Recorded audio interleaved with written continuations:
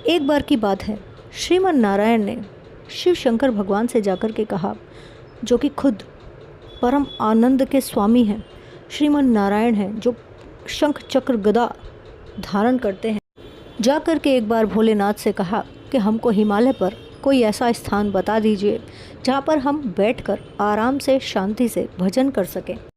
भगवान भोलेनाथ जो हैं विष्णु भगवान से बहुत प्रेम करते हैं।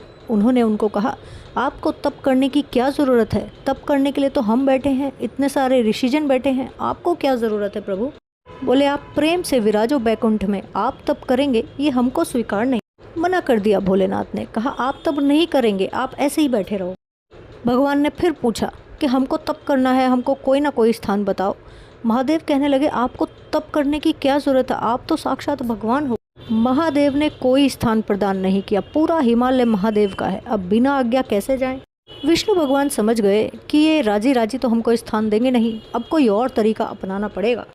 तो जिस जगह पर बद्री भगवान बैठे हुए हैं, इस जगह पर पहले शिव जी और पार्वती जी विराजते थे। जो बद्रीनाथ है वो देवताओं का पर्यटन स्थल है, यहाँ देवता लोग घूमने के लिए आते हैं। तो इस तरीके से व्यवस्था है कि 6 महीने वहाँ मानव घूमने जाते हैं और 6 महीना देवता वहाँ पर निवास करते हैं। वहीं पर आपने देखा होगा कि मंदिर के ठीक नीचे एक कुंड है, उसका नाम है तृप्त कुंड। जिस समय भरी ठंड में माइनस में टेम्परेचर चला जाता है, उस समय भी पहाड़ों से इतना गर्म जल आता है कि लोग उसमें आसानी से स्नान कर पाते हैं। तो महादेव और पार्वती जी नित्य प्रति उस कुंड में स्नान करने के लिए जाया करते थे।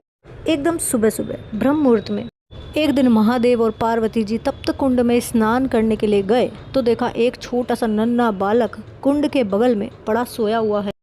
छोटे से बालक को बिल्कुल अकेला देखकर पार्वती जी घबरा गई। जैसे ही बालक को उठाने की कोशिश की, महादेव जी बोले, रुक जाओ, मुझे तो ये कोई मायावी बालक लगता है। इतने विशाल पर्वतों के बीच में इस तप्त कुंड के पास ये बालक कैसे आया? ये कहीं किसी राक्षस की कोई चाल तो नहीं, कोई मायावी क्रिया तो नहीं हो रही है? इसको गोद में मत लेना। पार्वती जी ने एकदम से बालक को गोद में उठा लिया है और कहने लगी कि इतना नन्हा सा बालक, इतनी दया, इतनी करुणा है उनके दिल में। नन्हा सा बालक क्या माया करेगा? आप तो ऐसे ही सोचते रहते हो। कितनी कड़ाके की सर्दी पड़ रही है, रो रहा है बालक और आप कह रहे हैं गोद में ना उठाऊं। तुरंत माता ने कंबल में लपेटा और हृदय से लगाया, कहा इतना ठंड पड़ रही है और ये बालक ऐसे उधारा सा बैठा है। महादेव जी सोचने लगे कि कहीं ना कहीं कुछ तो गड़बड़ है, लेकिन पार्वती जी का वात्सल्य जाग उठा। उन्होंने कहा, आप सोचते रहो, हम तो इस बालक को ऐसे नहीं छोड़ सकते। अब पार्वती जी ने ले जा करके उस बालक को उसी स्थान पर बैठा दिया जहाँ पर भोलेनाथ और पार्वती जी बैठते थे।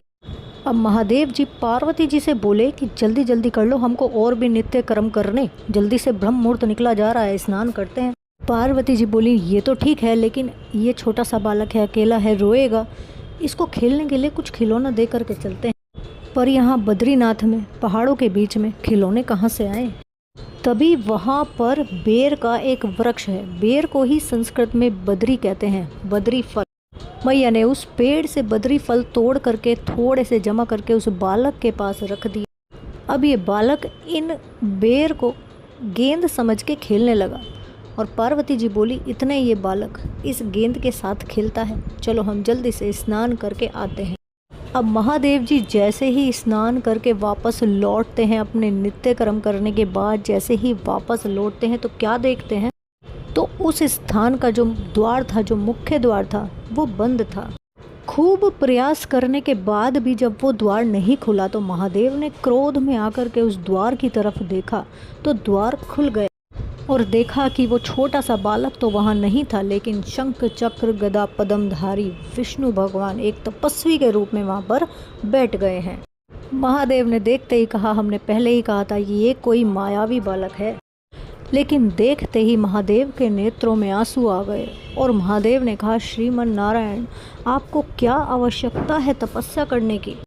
आप तपस्या करने के लिए इतना हठ क्यों कर रहे हैं? ऐसा किस चीज़ की प्राप्ति के लिए, किस भाव को प्राप्त करने के लिए आपको तप करना है?